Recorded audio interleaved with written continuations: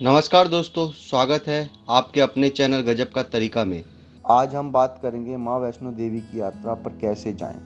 वैष्णो देवी मंदिर जम्मू और कश्मीर राज्य के जम्मू जिले में कटरा नगर के समीप स्थित है। यह मंदिर कटरा से लगभग 13 किलोमीटर दूर त्रिकुटा की पहाड़ी पर 5200 फीट की ऊंचाई पर स्थित है।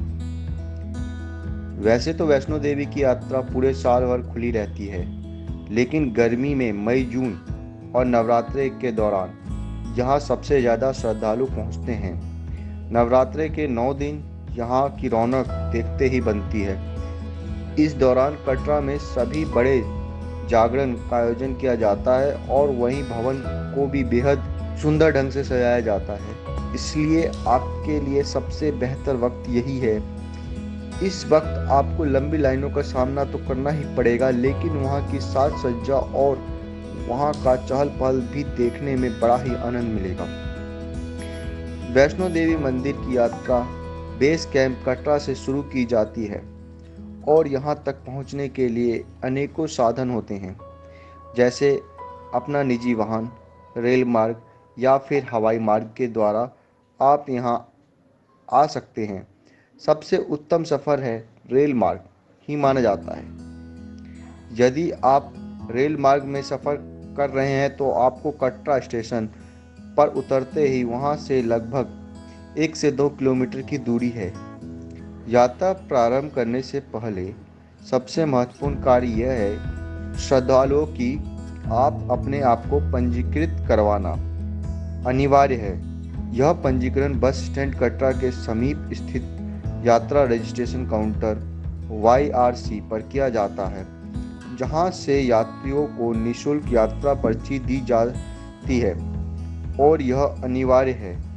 इसके लिए आपके पास कोई भी सरकारी मान्यता प्राप्त ID होनी चाहिए। या तो आप वहां से पर्ची कटवा लीजिए और नहीं तो आप ऑनलाइन जाकर भी श्री माता वैष्णो देवी साइन बोर्ड के आधिकारिक वेबसाइट पर जाकर यात्रा पर्ची प्राप्त कर सकते हैं।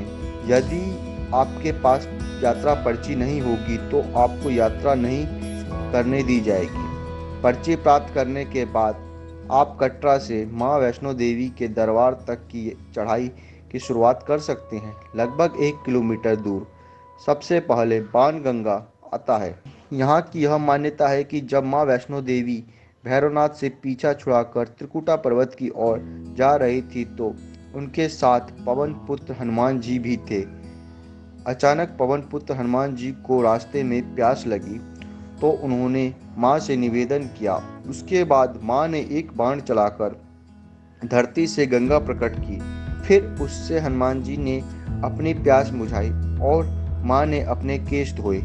तब से इसको बाण गंगा और बाल गंगा के नाम से जाना जाता है और यहाँ आने वाले श्रद्धालु यहाँ आकर अपनी प्यास बुझाते हैं और यहाँ पर स्नान कर अपनी सारी थकान मिटाते हैं। उसके बाद आगे अपने अगले यात्रा की तरफ निकल पड़ते हैं। रास्ते पर चढ़ाई करने वक्त जगह जगह पर 24 घंटे दिन रात खाने पीने का सामान एवं आराम करने का स्थल बना हुआ है और यहाँ एकदम सात्विक भोजन मिलता है।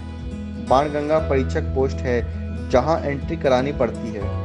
वहाँ अपना यात्री पर्ची और सामान चेकिंग करवानी पड़ती है। उसके बाद आप फिर से यात्रा प्रारंभ कर सकते हैं। पूरी यात्रा में हर स्थान पर जलपान व भोजन की व्यवस्था है।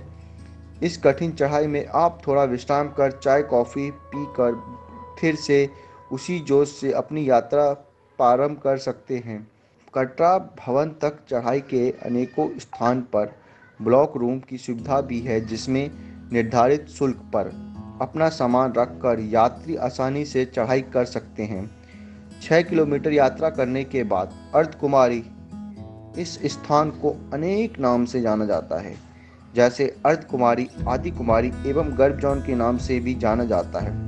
कहा जाता है कि इसी गुफा में मां ने छुपकर 9 महीने तक अपनी भक्ति और साधना की। इस गुफा की मान्यता यह है कि यदि कोई मनुष्य जीवन में एक बार इस गुफा के मार्ग से निकल जाता है तो उसे दोबारा मां के गर्भ में प्रवेश नहीं करना पड़ता, यानी वह मृत्यु चक्र से मुक्ति पा लेता है। अर्ध कुमारी पर दर्शन के लिए आपको वहां एक पर्ची लेनी पड़ेगी। उस पर्ची पर जो आपका नंबर दिया होगा उस नंबर का आपको इंतजार करना होगा, तब जाकर आपको अर्ध कुमारी के दर्शन होंगे। इसके बाद वहां आप कुछ समय आराम कर और कुछ जलपान कर आगे बढ़ सकते हैं।